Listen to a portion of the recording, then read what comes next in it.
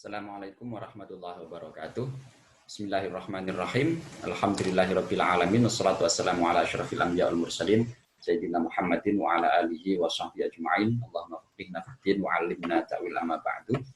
Baik, kawan-kawan sekalian, kali ini kita masuk ke praktik ya, penafsiran atau bagaimana kita menafsirkan, menerapkan kaidah-kaidah tafsir tahlili, tafsir analitis ya.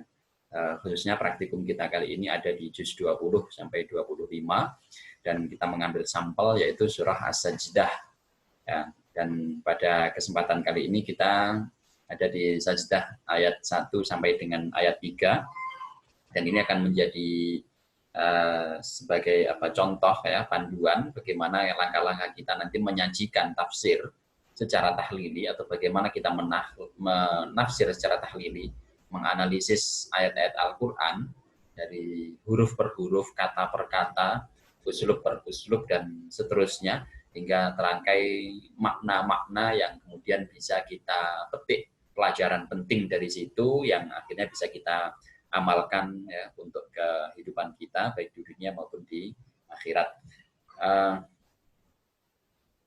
Surah As-Sajdah sebagaimana yang kita ketahui adalah surah yang memiliki banyak keutamaan. Salah satunya di sana Rasulullah SAW dalam beberapa hadisnya itu menyebutkan ada banyak sekali ala adulluka ala abwabil khair, ya, pintu-pintu kebaikan, pintu-pintu keberkahan itu banyak sekali, dan salah satunya di situ adalah Qiyamul Lail, dan di situ adalah salah satunya merupakan bagian dari surah As-Sajdah. Begitu juga Rasulullah SAW dalam beberapa riwayat hadis ya, sebelum beliau tidur, artinya beliau selalu setiap hari membaca surah ini, setiap malam membaca surah ini, dan beliau tidak tidur sebelum membaca surah As-Sajdah. Dia disebut dengan surah As-Sajdah di samping karena memang di dalamnya ada beberapa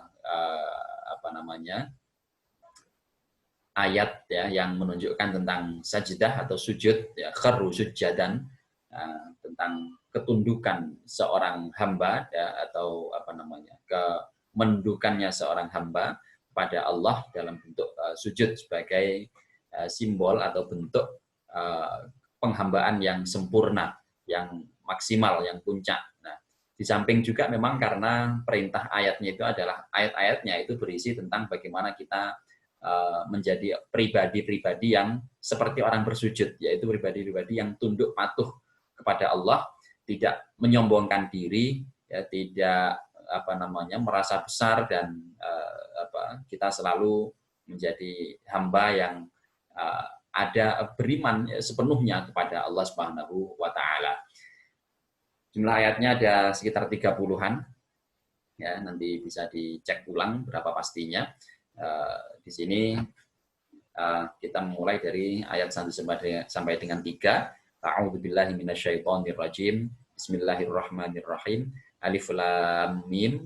Tanzilul kitabi la raiba fihi mir rabbil alamin. Am yaquluna iftarah bal huwal haqqu mir rabbika litunzira qauman ma atahum min nadhirin min qablika la'allahum yahtadun. Kita preteli, kita analisis satu persatu mulai dari ayat pertama. Kita lihat di ayat nomor 1, Alif Lam Mim, kita sudah entah keberapa kali ya, membahas pembuka surah dengan huruf-huruf muqatta'ah seperti ini. Salah satunya adalah dengan Alif Lam Mim. Di tafsir tahlili juz 1 dulu di surah Al-Baqarah tentu kita sudah membahas panjang lebar terkait dengan apa itu Alif Lam Mim, di mana para ulama bersepakat atau para ulama tidak ada yang berani memastikan makna ini apa, makna dari ini apa. Meskipun ada dua teori dalam penafsiran huruf-huruf muqatta'ah seperti ini. Teori pertama menyatakan bahwa huruf-huruf muqatta'ah seperti ini dapat ditafsir, dapat ditakwil, dapat diungkap maknanya.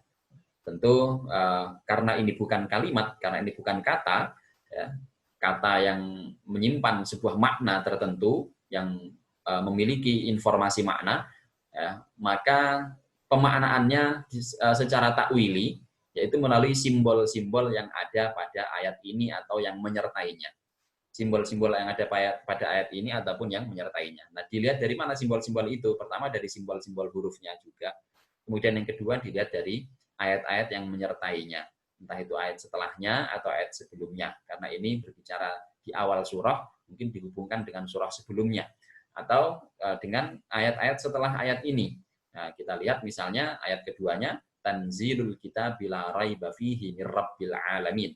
Jadi ini adalah simbol tentang pewahyuan Al-Quran.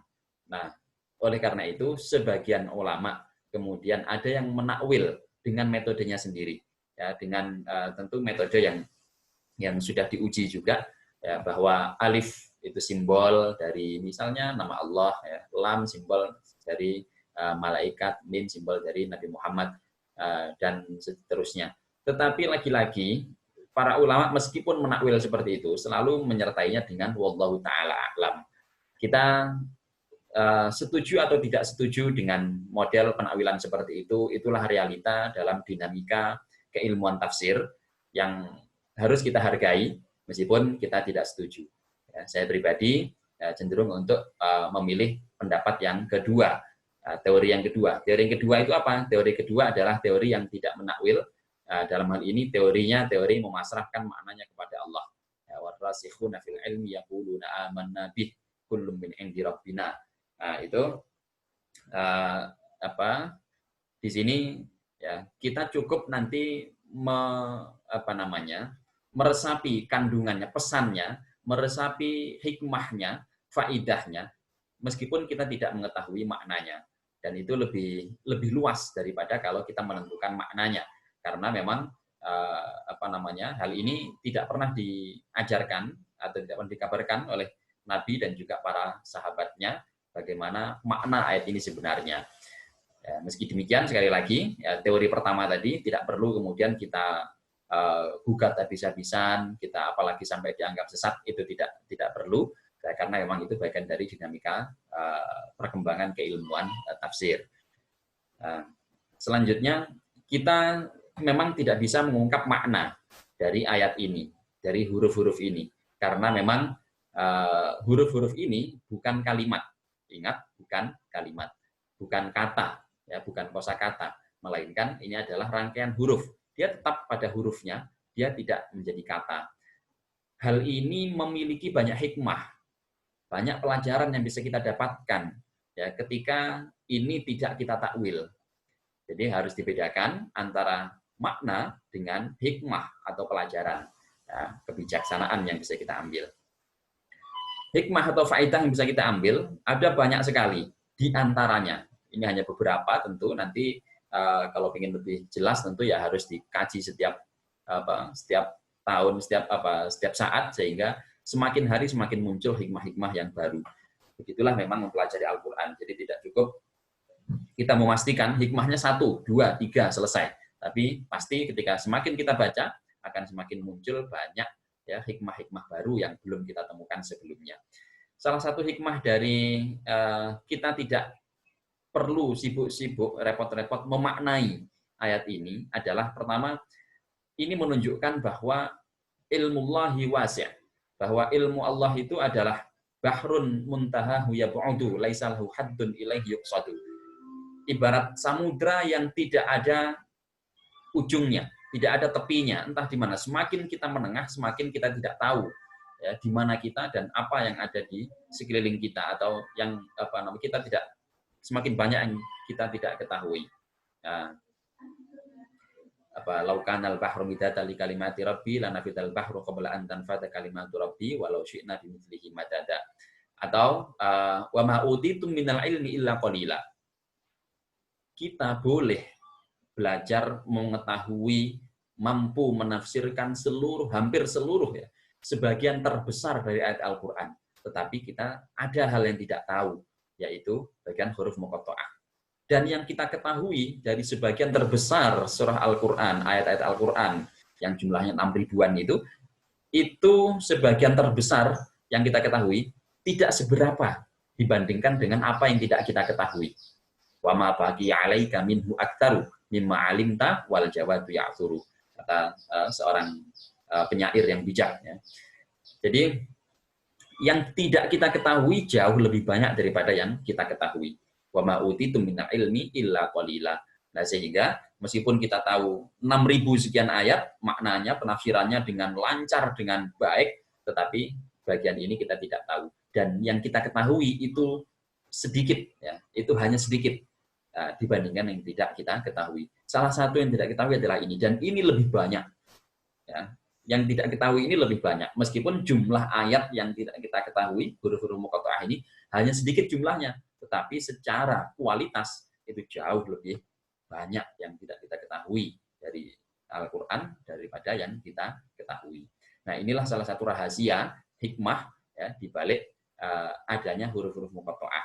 Di samping itu juga salah satu hikmahnya, kalau Syekh Mutawalli Sya'rawi biasanya menyebutkan salah satu hikmahnya adalah agar kita punya kesempatan untuk berhenti ketika membaca Al-Quran. Karena membaca Al-Quran itu ya, al-halul murtahil, yaitu orang yang baca Al-Quran itu ketika dia berhenti, maka dia pasti akan lanjut lagi dan bisa lanjut lagi. Ya, nggak ada berhentinya. Baca Al-Quran itu idealnya emang nggak berhenti-berhenti. Nah, tapi ketika ketemu ayat ini kita bisa waqaf. Ya, jadi salah satunya itu. Dan yang menarik lagi adalah Rasulullah SAW ya, ketika menyebut bahwa pahala membaca Al-Quran itu dihitung bukan per kalimat, bukan per kata, melainkan per huruf. Buktinya adalah anala aku alif lam mim harf, lakin alifun harfun, lamun harfun, mimun harfun. Jadi semua bacaan Al-Quran itu akan dihargai 10 kali lipat per hurufnya. Ya, 10 kali lipat pahala per hurufnya setiap huruf ya. Walikulli hasanatin asyru amsalihah. Setiap satu kebaikan itu pasti dilipat gandakan 10 kali lipatnya lagi, sehingga ratusan. Satu huruf ini nilainya ratusan. Nah, dan dihitung per huruf. Nah, sehingga huruf-huruf seperti ini adalah bukti bahwa untuk menyatakan sebuah kalam itu tidak harus dengan ungkapan-ungkapan pernyataan dengan diksi atau kata yang biasa dipakai oleh orang. Kadang dengan huruf saja orang itu bisa paham. Kadang dengan isyarat saja orang itu bisa paham. Kadang tanpa dengan kata-kata orang bisa lebih paham daripada kalau dijelaskan pakai kata-kata. Nah, alif lam mim ini adalah memiliki hikmah itu. Nah, buktinya adalah tidak ada para sahabat yang beriman saat itu yang bertanya-tanya untuk mempertanyakan tentang makna ayat ini. Ya Rasul, makna ayat ini apa sih? Buat apa sih kok harus diturunkan menggunakan huruf-huruf seperti itu? Padahal Al-Quran kan tujuannya agar dipahami, diamalkan oleh manusia. Tapi kok pakai huruf muqatta'ah yang hanya Allah yang tahu. Nah, mungkin ada orang kritis begitu. Atau bahkan orang kafir sekalipun saat itu tidak ada yang menggugat. Kenapa harus pakai kata-kata begini yang tidak kami ketahui maknanya? Mereka juga nggak menggugat begitu. Itu menunjukkan apa? Menunjukkan bahwa mereka sebenarnya paham dengan maksud adanya huruf-huruf seperti ini. Meskipun tidak bisa mengungkapkan dengan kata-kata atau tidak bisa mengartikan atau tidak bisa memaknai. Sehingga sekali lagi makna dan pemahaman itu berbeda. Makna dan hikmah itu berbeda. Makna dan pelajaran itu berbeda. Banyak pelajaran bisa kita ambil tanpa kita ketahui maknanya. Begitu juga banyak sesuatu yang kita ketahui maknanya, tapi kita nggak bisa mengambil hikmah dari situ. Nah, sebaik-baik kita adalah yang mampu mengambil hikmah dari apa yang sudah kita ketahui maknanya tentunya. Tapi juga lebih baik kita mengetahui hikmah meskipun tidak tahu maknanya, daripada kita tahu makna tapi tidak pernah bisa mengambil hikmah atau pelajaran. Nah, itu yang terpenting. Nah, sehingga ya sekali lagi kata bukan kata ya, huruf-huruf alif lam mim seperti ini, nah itu punya banyak hikmah yang tentunya selalu kita gali melalui rasa tanpa harus melalui makna yang ada dalam pikiran kita. Dan tentunya masih banyak lagi hikmah serta pelajaran yang bisa kita petik dari huruf-huruf muqatta'ah seperti ini. Wallahu a'lam bishawab. Itu untuk ayat pertama. Selanjutnya kita akan lihat di ayat keduanya.